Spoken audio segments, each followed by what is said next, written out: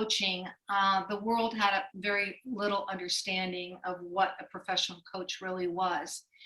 And it wasn't until 1995 that the first association of professional coaching was created here in the United States, and that was the International Coaching Federation. And since then, the Association for Coaching, which is based in London, has supported coaches globally. And in Greater China, ACMA is supported and works very closely with the Association of Coaching, which is also in partnership with Cambridge University and acknowledges a lot of the coaching programs that Cambridge does provide. And in fact, universities now are actually providing coach training programs. So coaching has evolved from being an individual one-to-one coaching relationship and partnership to coaching teams and organizations. Business coaching today is making a great deal of investment in training business managers on using the tools of coaching, which is a lot about inquiry and deep listening and truly listening to understand and solve problems and begin opening up new levels of awareness with the employees that they're working with to improve performance. And ACMA certification program certifies professional performance coaches, which is what we focus on. And I'll talk a little bit about that in just a moment. The other association is in Europe, which provides support for professional consultants and coaches, primarily within the European area. So in 2013, when we started ACMA and had the vision, we truly wanted to bring professional coaching to Greater China. And there are some very specific and unique needs in Greater China, in that, as we all know, China has grown in the last decade very rapidly. It's become a hub and a center for technology. And many organizations have moved from small enterprise entrepreneur type organizations to larger and larger organizations, where through coaching, there's a great interest in learning how to keep employees engaged, how to have employees begin to collaborate together within their work teams, and how to have work teams not wait and become dependent on top-down direction and leadership, so that there's much more collaborative interaction, which then leads to a lot more creativity, which then leads to a lot more engagement and higher performance in being able to bring products and services to customers and to the market much faster. So this is why coaching has become so popular and in such demand in Greater China.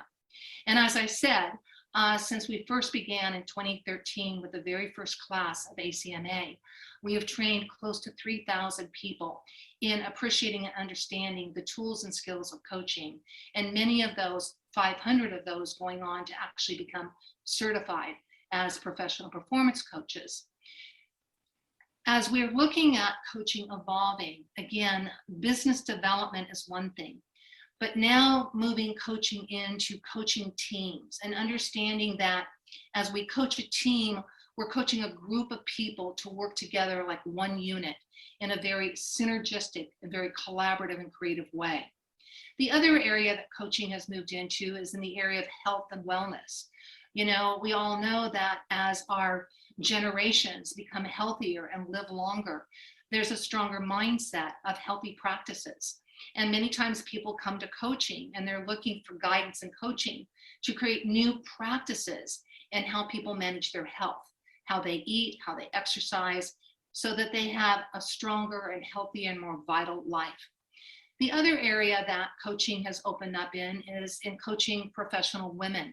There are more and more women today entering the workplace in Greater China, becoming entrepreneurs, becoming heads of businesses, and many women looking to move out into the business world that are looking for coaching.